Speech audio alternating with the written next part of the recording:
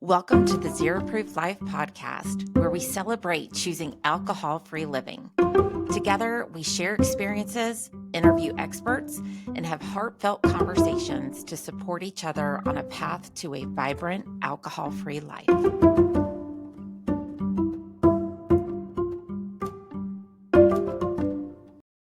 Hey, y'all. Welcome to the Zero Proof Life podcast. This is Karla Adkins with the Zero Proof Life, and I am here today to talk to you about a topic that can be quite controversial, but it doesn't have to be. And I just firmly believe that when we continue talking about things and we can all just educate ourselves, we're all better for it. So, alcoholic, wow, it was a hot button for me for a long time. And there's a lot of reasons behind that. But today, I just want to talk about some truth behind it. And we can start off by doing that by I want you, the listener, to kind of take yourself back and ask yourself, where did you first hear this term? What was your understanding of what an alcoholic was? For me personally, I grew up thinking it was definitely something that you genetically, you either had or you hadn't. Like or you carried a gene, probably is a better descriptor of what my understanding was. And it was like, okay, this runs in our family, so you have to be careful because you might have this. And I just know after especially hearing and what I saw depicted of what an alcoholic was, I'm like, well, I don't want to have that. Like I am. And so I did whatever it took, put rules in place. I'm like, I do not want to be that ever, because that sounds horrible. Sounds horrible. I just think it was like painted as a picture. Number one, you either had it or you didn't. So that was a big thing that I really believed to be true. You either had it or you didn't. It was definitely genetic. Um, and and so I knew I just wanted to say, okay, well, I don't want that. And hopefully I didn't get tagged. I think even growing up, and I don't know where this came from, but God bless my parents. Because again, they were just educating me with what they had been educated with. But I remember even thinking, like, because they said it even skips generations, sometimes that specific gene that clearly is something they had been told. And I remember looking at my sisters and I'm thinking, okay, one of us is going to have it and I don't want to be it. So that was my understanding. I want you to think about, okay, what was your education around this? Where did it come from? And then what was your takeaway? I think you can already tell what mine was, because mine was, I do not ever want that. That sounds like a miserable life. And I just don't want it. So it was definitely negative. There was a lot of stigma, and there still is, around that term. So think about all of that as we talk about this today. And, I think the thing that first blew me away after I, had been on this hunt to really educate myself on what in the world happened to me. Why did I get so sick? Why did I keep going back every time I tried to stop? Like there was just a lot wrapped up in that and a lot of shame. Um, and it's just imperative that you peel those layers back. But one of the biggest things that I was really blown away by is that alcoholic is actually it's not a medical term. There's no science behind it. It's a label. It's a label. And then going back to what I first asked you is like, what was your idea of what that was? You can imagine there's a label with a lot of stigma. I don't know anybody that has a, positive thought when they hear the word alcoholic. So, again, it really took me aback understanding that there's just no science behind that term. And actually, there's zero evidence that predisposition depends on a specific gene.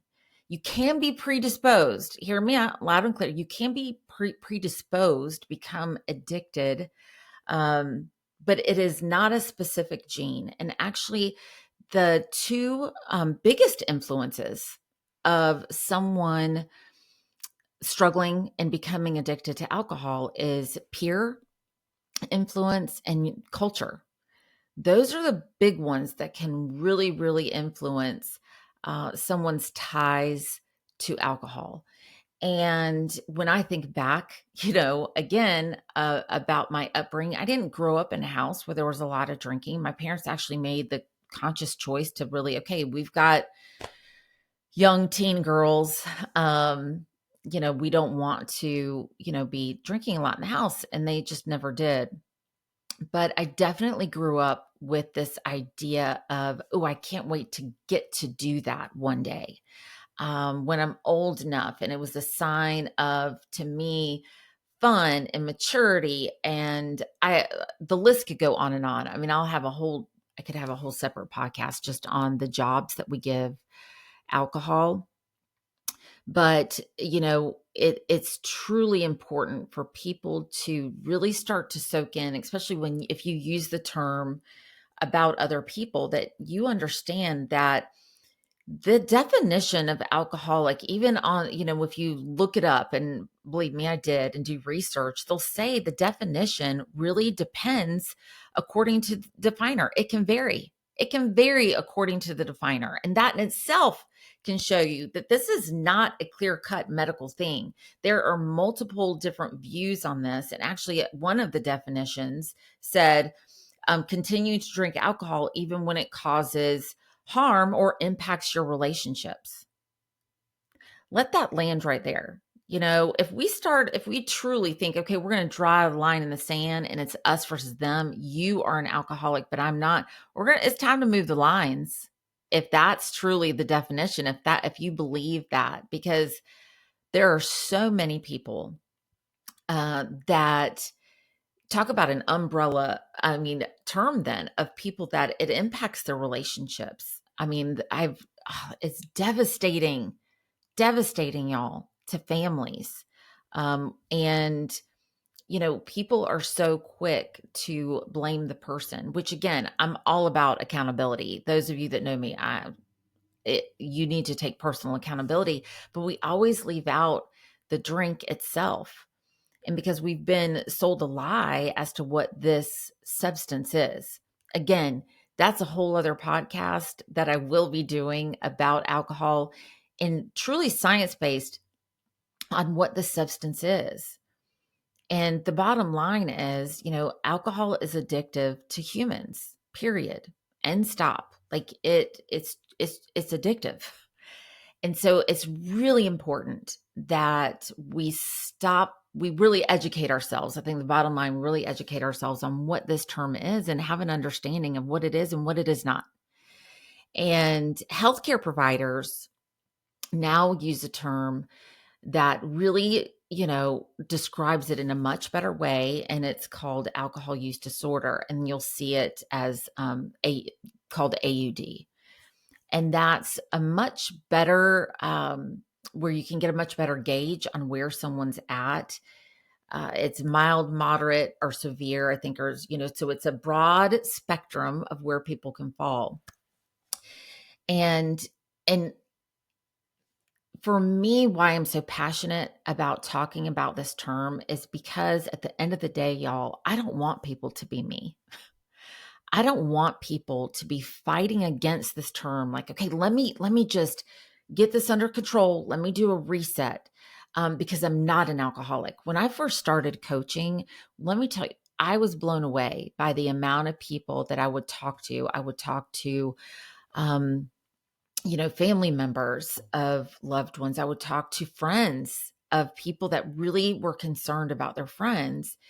And they would just say, oh, this, and this is happening, but they're not an alcoholic, not an alcoholic.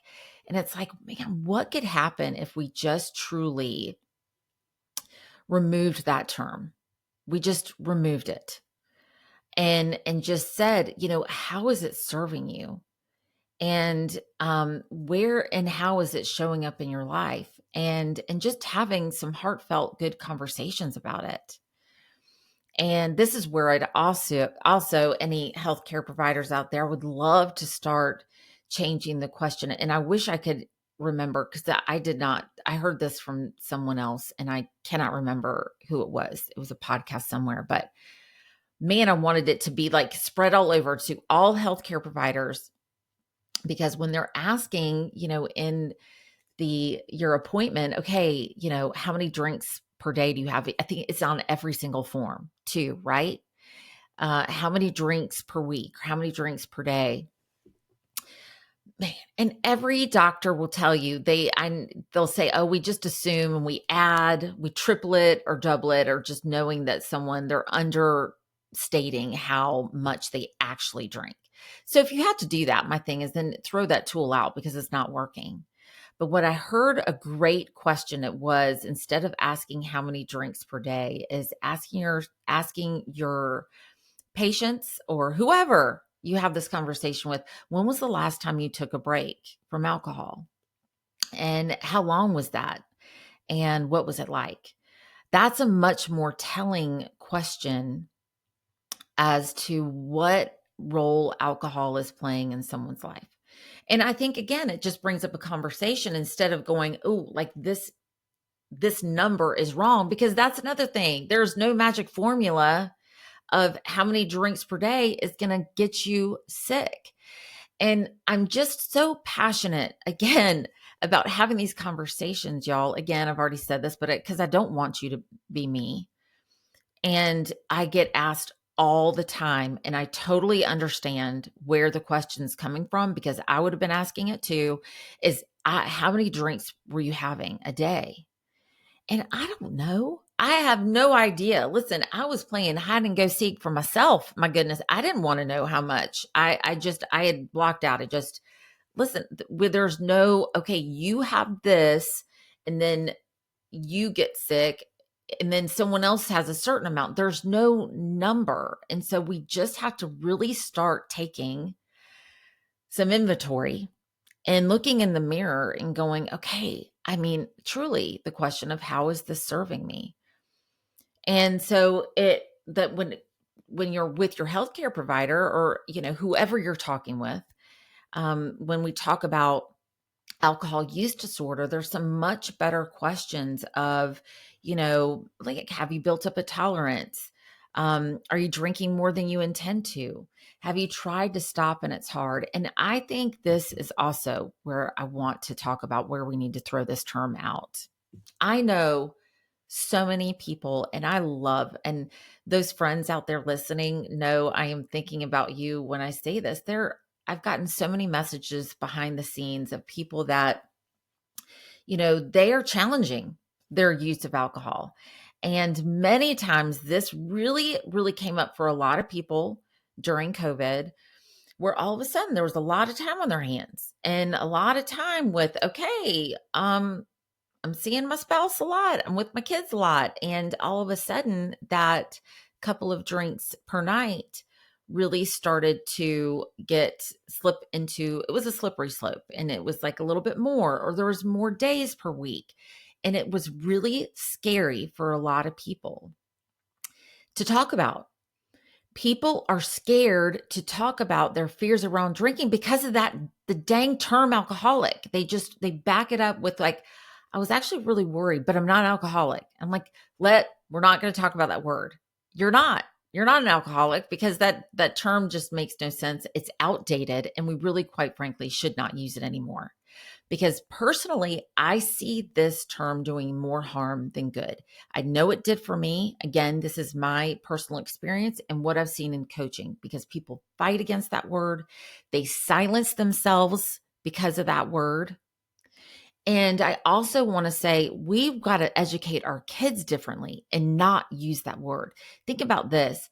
When we talk about kids, like, when we educate them, if we talk about, okay, there's some people that have a lot of people are walking around going, well, I'm not an alcoholic because it doesn't run in my family. I've heard that multiple times. It has nothing to do with it. It's addictive to anybody. And those friends that have reached out to me, it's like, listen, I stopped drinking, but it was a lot harder than I thought.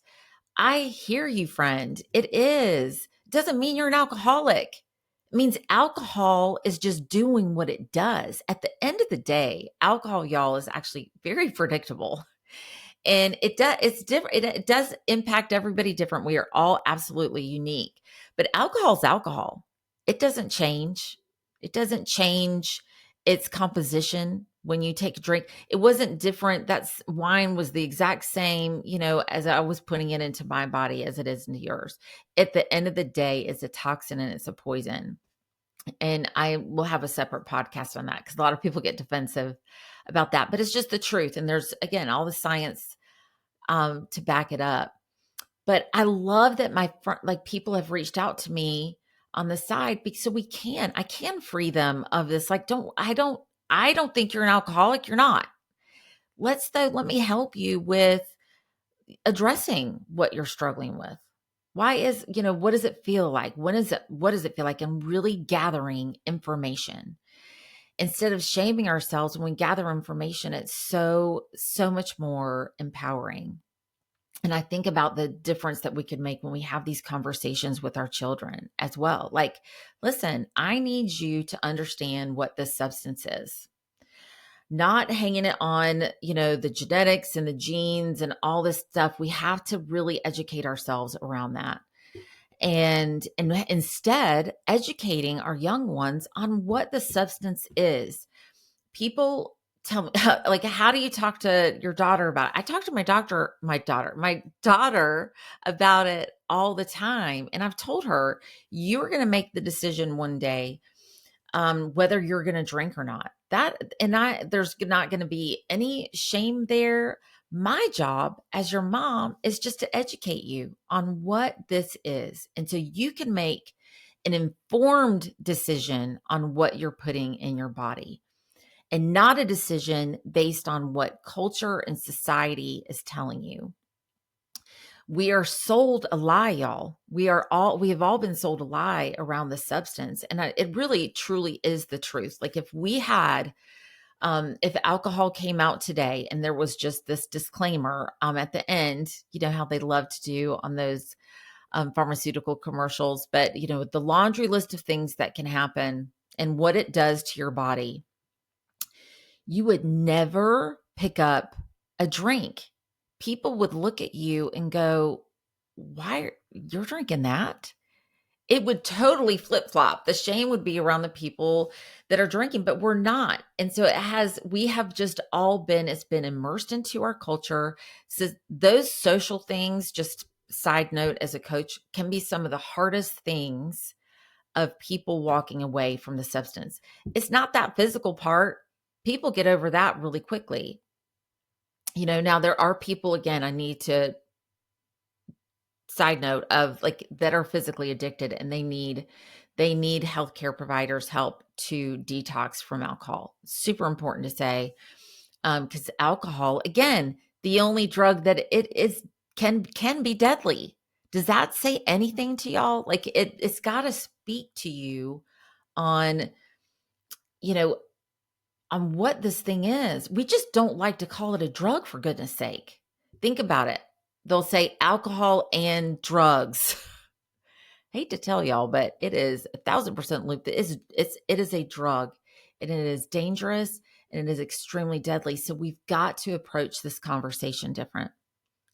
And it's also important for me to say that I have had conversations with people that they will say, Karla, that term I need. And I use that term and it helps me. And for them, I hear you and I support you and I celebrate you 1,000%, because they said, I need that term to know that I can't drink ever again. But I'm here for the people that all the me's out there that they are hearing and this aligns with them. Nothing about that term aligned with me. The whole disease model did not. It is just, and again, I'm passionate about it because if I hadn't challenged this, y'all, what I found out truly saved my life. And I've always said that God saved me for a reason. And I know that. And I think it is to just keep spreading this message. So this voice, and it's the truth, to be educational on this term. again, it's educating ourselves so we can move forward. We have to do something different. What we're doing is not working. And ask any healthcare provider, and it's the truth. Like what they're seeing medically, I just saw like another big title of, healthcare providers are really worried. Women and drinking. It's liver disease is climbing, and it is young women that are like at the top of the charts. And so we got to challenge with what we're doing currently is not working for us. So my thing is we have to accept that there are multiple pathways for people to stop drinking alcohol. There is not one overlaying, because everybody knows about one method and everybody talks about that one method. And that is Alcoholics Anonymous, which is a fabulous, fabulous thing that has saved many lives. But y'all, that is not the only way. That is not the only way. And so that message has to get out there to people. And it starts with educating ourselves. So again, thank you for listening to me about this topic. I love talking about it. And I hope that there's something that I have said has freed you of, okay, let's just stop labeling people. Stop labeling people. And because that's all that term is. There's no science behind it. There's no medicine behind it. It is just a label. And my challenge out there to y'all is like, okay, how is it working for you? So yeah, that's it. Thank you for listening to me today. And I can't wait to catch you next time. Thank you so much for listening to this episode of The Zero Proof Life. If you found today's conversation helpful or inspiring, be sure to share it with others or leave a review. To learn more about our programs, coaching, and our community for women exploring life without alcohol, visit thezeroprooflife.com. Until next time, stay curious, stay kind, and keep choosing the Zero Proof Life.